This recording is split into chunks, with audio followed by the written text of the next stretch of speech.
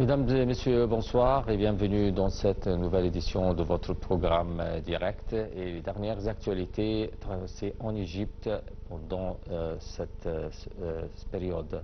Et on commence avec la une des actualités où le sommet arabe qui s'est tenu en Égypte en urgence pour discuter de la crise humanitaire dans la bande de Gaza et le processus de reconstruction de cette partie importante et qui est le sujet le plus délicat qui tout le monde cherche à résoudre cette crise.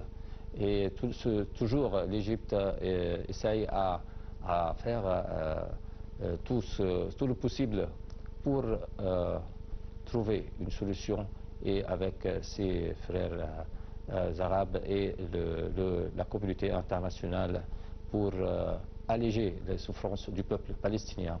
Et on commence avec ce sommet où le président Abdel Fattah el-Sisi a présidé hier le sommet arabe extraordinaire qui s'est tenu dans la nouvelle capitale administrative.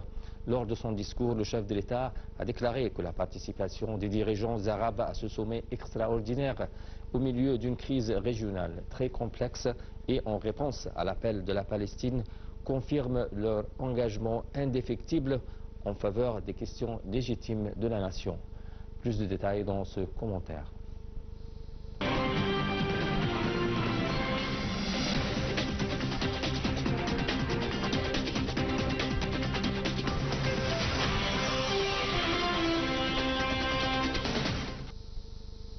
Lors de la séance d'ouverture du sommet arabe, le président Abdel Fattah el-Sisi a déclaré que l'agression contre Gaza était une marque de honte dans l'histoire de l'humanité, ajoutant que la guerre israélienne visait à vider la bande de Gaza de sa population. Le chef de l'État a souligné que l'Égypte refuse le déplacement des Palestiniens et ne peut prendre part à un tel acte injuste.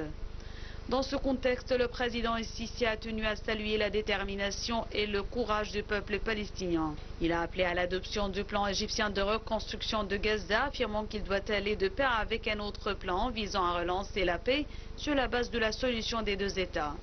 Le président el-Sisi a aussi confirmé que l'Égypte compte accueillir une conférence internationale visant à mobiliser un financement de 53 milliards de dollars pour le plan de reconstruction de Gaza.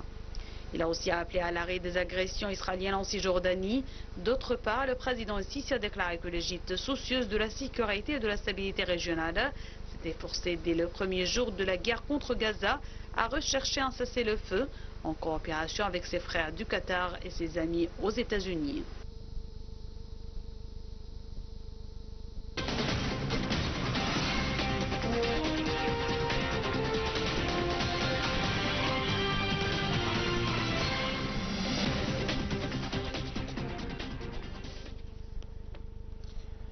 Les dirigeants arabes réunis hier au Caire ont adopté un plan ambitieux pour la reconstruction de la bande de Gaza et le retour de l'autorité palestinienne, selon la déclaration du sommet arabe extraordinaire sur l'avenir de l'enclave. Ce document vient pour soutenir le plan égyptien qui se veut alternative au projet du président américain Donald Trump visant à placer le territoire sous contrôle américain. Voici les détails.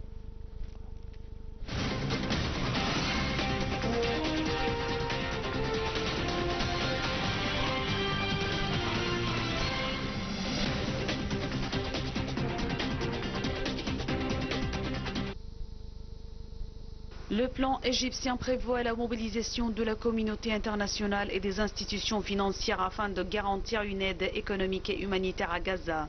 Dans ce cadre, le Caire accueillera en avril prochain une conférence internationale destinée à collecter des fonds pour la reconstruction de l'enclave palestinienne. Le sommet a réaffirmé l'importance du respect intégral de l'accord de cessez-le-feu en insistant sur ses deuxième et troisième phases.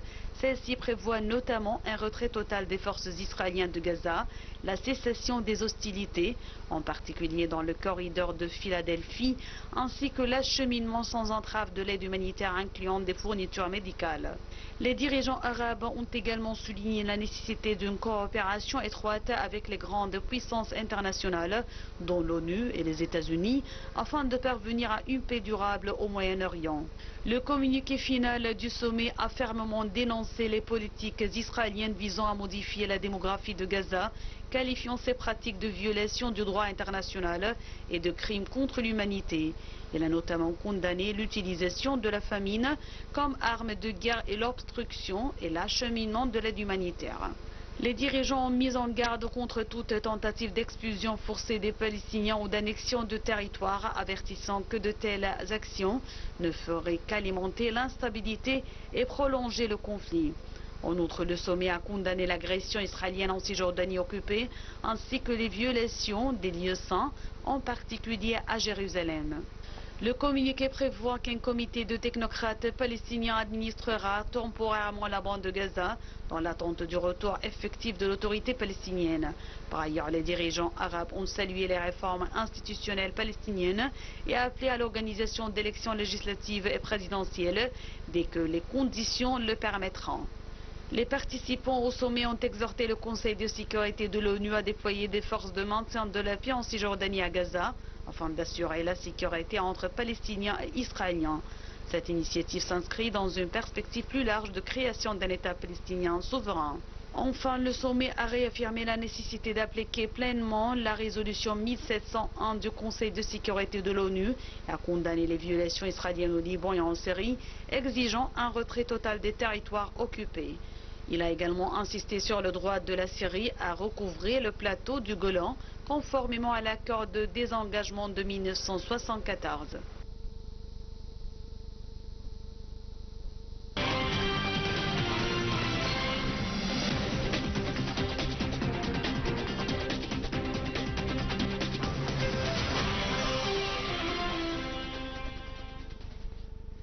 Et avec nous en ligne pour nous parler de ce sujet, son Excellence ambassadeur Medhat El-Miligui, ancien ministre adjoint des Affaires étrangères. Bonsoir, Monsieur l'ambassadeur. Bonsoir à vous. Alors, comment vous voyez la réunion hier d'urgence du sommet arabe organisée à l'invitation de l'Égypte pour discuter de la crise dans la bande de Gaza? Alors moi je trouve que cette proposition est la seule proposition qui est vraiment faisable, qui est logique, qui prend en considération tous les éléments, que ce soit les éléments qui concernent les Palestiniens d'un côté et ou les Israéliens même.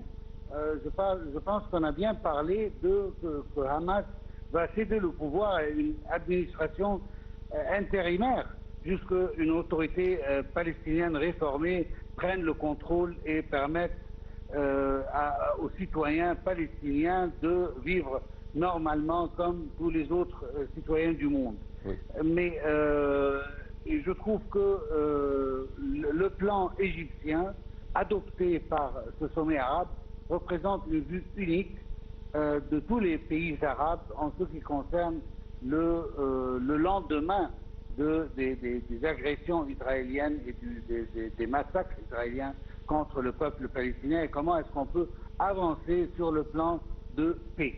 Oui.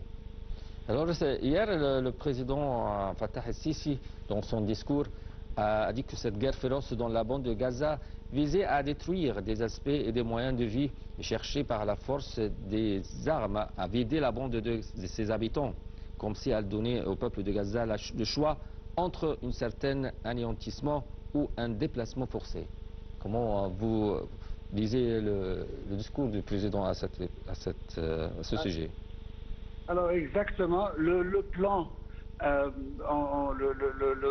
vraiment du président El-Sisi qui a été adopté hier, il parle de la possibilité qu'il y a vraiment une possibilité de reconstruire la bande de Gaza en même temps sans devoir expulser les citoyens palestiniens.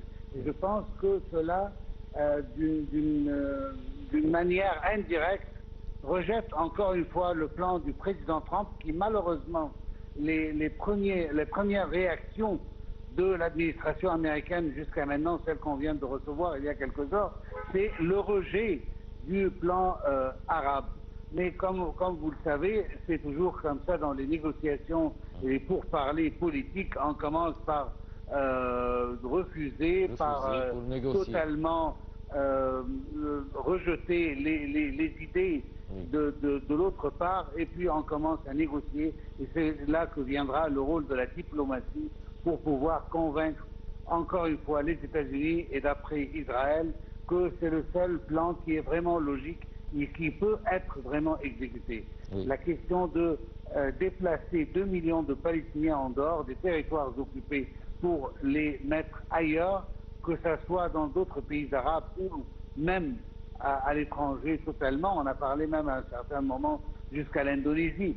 Ce n'est pas des plans qui sont logiques et qui peuvent être acceptés, qui ont même été qualifiés de ridicules selon plusieurs officiels européens qui sont les alliés les plus forts d'Israël après les États-Unis. Alors même les alliés des États-Unis ont refusé ce plan et du coup on n'a pas devant nous que le plan égyptien, et je pense que aussi après le sommet présidé par le président Abdel Fattah el-Sisi et durant la conférence de presse du ministre des Affaires étrangères Badr Abdelat, il a parlé d'une campagne diplomatique pour pouvoir garantir l'accord de la communauté internationale à ce plan, de sorte qu'on a quelque chose qui n'est pas seulement accepté et soutenu par les pays arabes, mais aussi par la majorité des pays du monde. Exactement.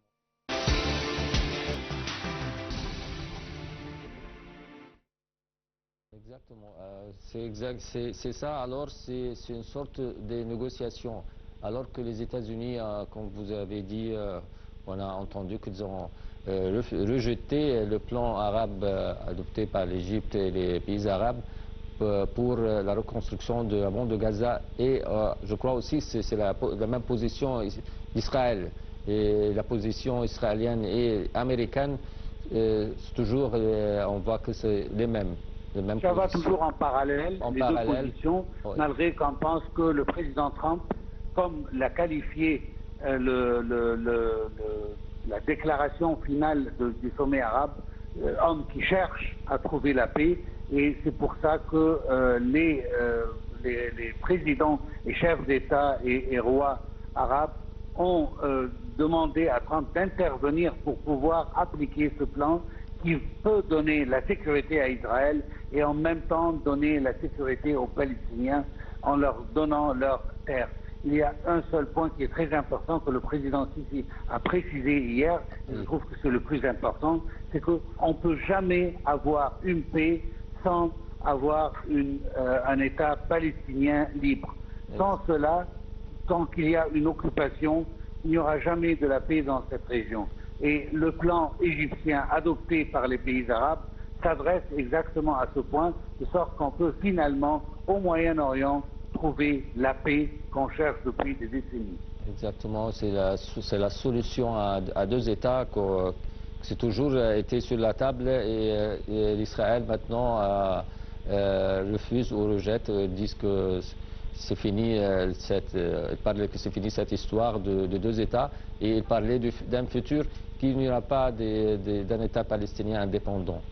Et ça, exactement, le travail maintenant, c'est le travail de la diplomatie, pouvoir faire le marketing nécessaire à ce plan, de sorte d'adopter un accord de la communauté internationale à ce plan, que c'est un plan qui prend en considération les inquiétudes israéliennes et aussi les inquiétudes palestiniennes, et aussi il jouit de l'accord des pays arabes. Alors je pense que c'est un plan qui peut vraiment être présenté au monde comme un plan juste et durable qui peut mener à la paix dans la région.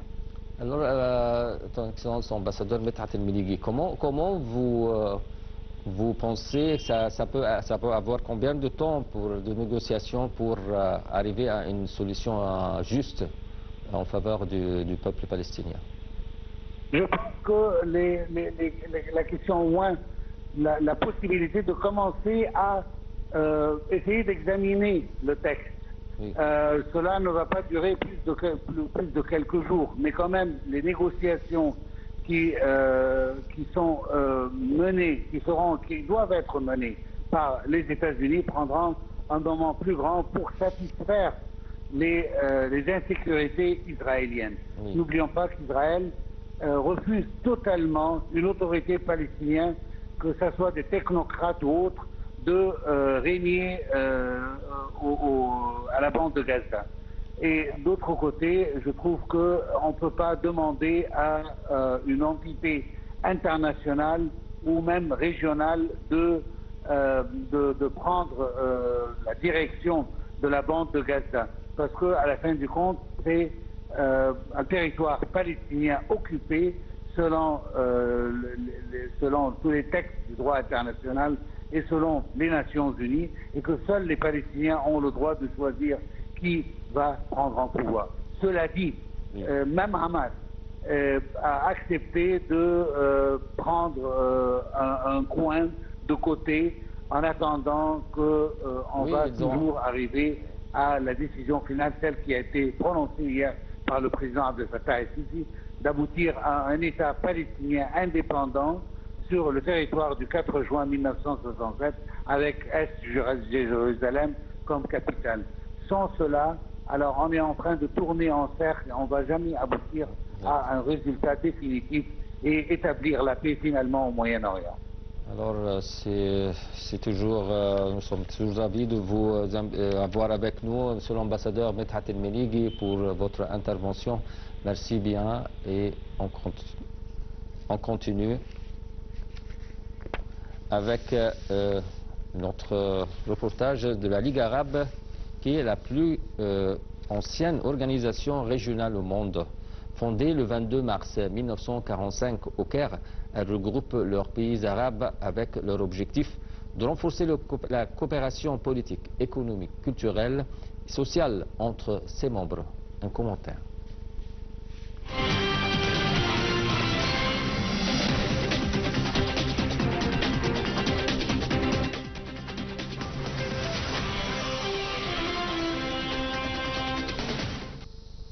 La Ligue arabe est la plus ancienne organisation régionale au monde. Fondée le 22 mars 1945 au Caire, elle regroupe plusieurs pays arabes avec pour objectif de renforcer la coopération politique, économique, culturelle et sociale entre les membres. Depuis sa création, la Ligue arabe joue un rôle clé dans les affaires du monde arabe en soutenant la cause palestinienne, en promouvant l'unité arabe et en facilitant les initiatives diplomatiques régionales. Au fil des décennies, l'organisation a évolué pour s'adapter aux défis contemporains, notamment en matière de sécurité, de développement économique et de médiation des conflits entre États membres. Son siège est situé au Caire, en Égypte, et elle continue d'être un acteur majeur dans les affaires arabes et internationales.